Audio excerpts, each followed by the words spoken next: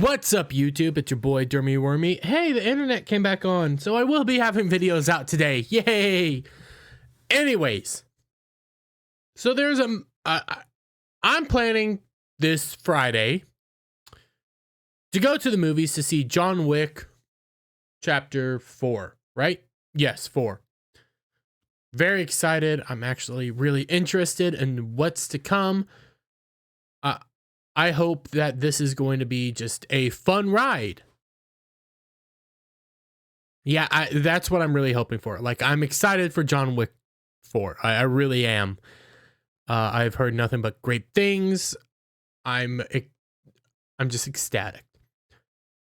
There's another movie, I guess, coming out this Friday or Saturday? I don't remember anymore. I've looked at it. I think it comes out this Friday. Yes, this Friday. That isn't looking to be so good. Oh, what movie am I talking about? Well, Dungeons and Dragons: Honor Amongst Thieves. Oh, yeah, you see it already has a Rotten Tomato score by audiences.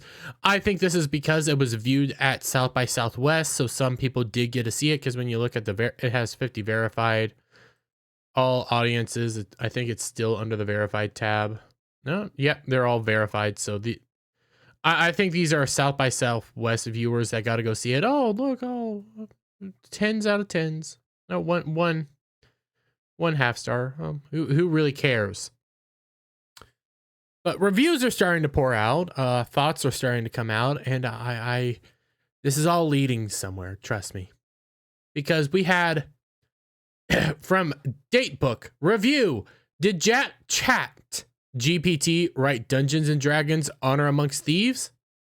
Well, that honestly, I think most of Hollywood's having their movies written by Chat GPT right now, but that doesn't sound like a pleasing headline right there for the beginning of a review. What do we have here from Boston Globe? Dungeons and Dragons: Honor Amongst Thieves. Just roll with it.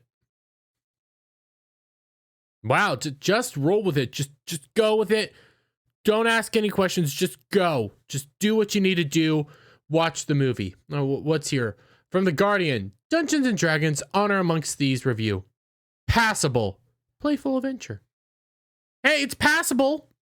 Passable. Okay. I don't think this movie is going to make money, and I don't think a lot of people expect this movie to make money. I have seen the trailer. When I saw the trailer, I was on Mellow Monday. I think it was the latest trailer with over on Mellow Monday with Adam the Renaissance Nerd. Go check him out. Jed, Hollywood Scholar. He's helping out at G&G. I think Mustang was there as well. And we were watching the trailer, and it was just stuff.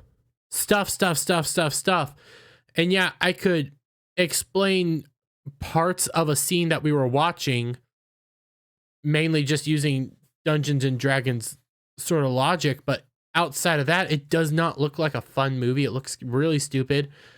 You have soy dudes, you have all using language that doesn't fit within a fantasy realm, sounding very modern. Yeah, you have a British accent, but you're very modern. You're using modern dialect, and it's not very appealing. So why should I see it? I had no interest in seeing it. Never really wanted to see it, especially because I think they broke canon. I don't know. I don't know. There's that weird girl that's I think a satyr, could be something else. But it's so weird. Dungeons and Dragons is weird right now. I mean, Wizards of the Coast has basically bastardized it, or is that Wizards of the Coast that runs Dungeons and Dragons? I don't remember anymore. Anyways, well, let's hop over here to this first. Dungeons and Dragons box office estimates worse than Shazam: Fury of the Gods. Another comedic goofy movie looks to bite the dust, similar to recent release from DC and Marvel. Releases. Sorry. Yeah, it's already tracking to be a bigger flop than Shazam. Shazam had roughly a budget, and I had to look this up, we'll hop over there real quick. Shazam ain't doing good right now as it is, but this isn't a Shazam video. This is a Dungeons and Dragons video. Only reason I pulled this up is for the numbers basis. Yeah, it ain't doing good. Shazam had a budget of about, I was seeing about $100 million for production, but then another $105 million for global marketing is what I was seeing. So it needed about $205 million just to break even. Ain't gonna make it. Barely is probably gonna turn a profit, if at all. This movie is set to track worse than Shazam. And when you read it, Dungeons and Dragons Honor Amongst Thieves opens next week with its box office predicted to massively flop. Even worse than Shazam Fury of the Gods, a similar goofy comedy. Yep. Fury of the Gods opened last week to only $30.1 million. And the latest forecast for Honor Amongst Thieves has the flick opening in the $21 million to $30 million range. That ain't good. That is very disastrous. That is on the path of just worse than Shazam. Shazam ain't doing good right now. Shazam, like I showed you, it ain't gonna turn a profit. If it turns a profit, it's gonna be lucky. It's gonna be darn lucky. I don't think it's gonna turn a profit one little bit.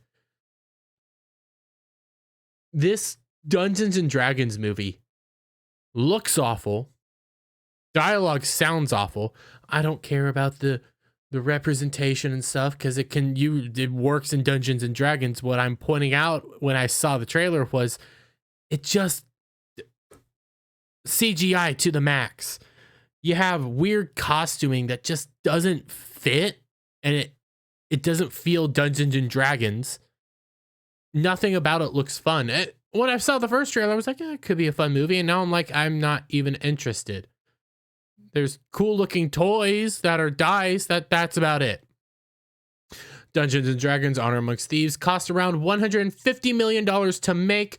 So those numbers aren't good by any means. Which is actually more than $100 million budget for Shazam Fear of the Gods. Yes. You also have to take into account marketing costs. Marketing costs, quarter of the thing usually, not even double it. So not tracking well. Not tracking well at all. Overseas might like it. I highly doubt it. This looks like it's going to be a disaster. Estimates come from Box Office Pro, which received their numbers from higher estimates just a couple weeks ago, as tracking had Dungeons and Dragons Honor Amongst Thieves opening between 23 million and 30 million. For comparison, they estimated Shazam 37 million, 46 million at the time. But now the potential numbers are a bit lower on the worst case scenario side of things. The flick also faces tough competition from Super Mario Bros. Movie that opens only 5 days later on Wednesday, April 5th. You have Mario coming out as well. Just next week. I didn't even realize that was just next week as well. God, I'm going to be seeing 2 movies because I'm seeing Mario. Oh, crap, I have Ballbusters. I'm going to find a way to see Mario opening weekend. You can bet your bottom dollar I'm finding a way to see that movie opening weekend. This isn't good, though, for any means. I don't see this movie making any money because you have the John Wick aspect. John Wick ain't a family movie. Okay? Definitely not a family movie. But people are really enjoying John Wick. So people are going to be going to John Wick. The adult audience, more so going to John Wick. Family audience, kids, me as well. I mean, I'm a giant kid at heart. Let's be real. We're going to be going to see Super Mario Bros. Shortly after this movie releases. Super Mario's already tracking to make really good money. Super Mario has a name brand that hasn't been soiled by all this weird political nonsense like Dungeons and Dragons. Dungeons and Dragons is in an awful state right now when you combine politics, corporate greed, what have you. Dungeons and Dragons is in an awful position. So the brand itself has been damaged. Mario's in a much higher position because that is a protected brand by Nintendo. They are very picky about who gets to do what with Mario. So you have all these coming together. This movie ain't gonna do well. This movie is gonna barely make money, if any at all. But I mean, are you shocked? Are you shocked when you also have headlines like this? The Dungeons and Dragons movie intentionally emasculates its leading men. The Dungeons and Dragons movie writing team revealed they intentionally emasculated the leading men in the film and put the women on the front lines. Pretty sure this is a satyr, and I don't think women can be satyrs. If it's not, it's a tiefling, and don't look like a tiefling. Anyways, yeah, how you like that? We intentionally emasculate our male lead. I even made arguments when I first saw these trailers on, hey, you know, you could do this movie, have Chris Pratt's character obviously hang in the background by just being the bard that does the buffs and everything, you know, does damage here or there, but he still can have the final play because that's Dungeons and Dragons. No, we're intentionally doing this because we want to, you know, push our agenda, push our stuff. But I mean, that's Dungeons and Dragons now. And hey, that's your brand. You really damaged your own brand. But let me get you guys' thoughts down in the comments below. What do you think about Dungeons and Dragons making any money, if making no money, if any at all? And I will see you guys all on the next one. Bye for now.